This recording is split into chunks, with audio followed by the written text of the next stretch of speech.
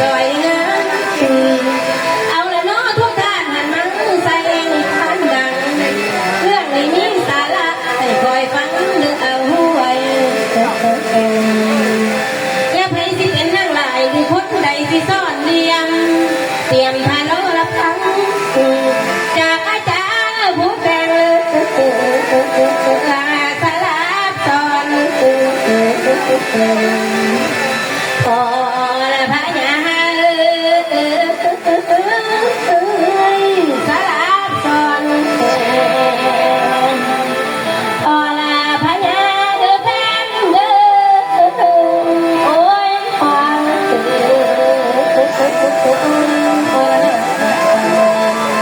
เป็นคนแต่สิมีรังเท่ากับกลมฝันหน่อยเรื่องอาจารย์ที่สอนเลยนะเรียนจากผู้ศึกษาหน่วยล้ำที่ใส่ใจในยาขอให้เด็กแต่หน้าไม่เคยเชื่อใจโลกกับศึกษาเพื่อนจันเดินมีระดับเติบโตเป็นสาวแค่มือใส่กองหัวมือที่สอง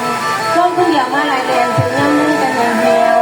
คนช่วยมาบอกเกี่ยวนั่นติดต่อแต่โดนน้องเมื่อจันทร์คิดว่าจะเป็นปัญหาแล้วไปสายลายไปแซวได้หลักที่คนเห็นแซวไม่นี่ไปเหนื่อยไปหาอีเมล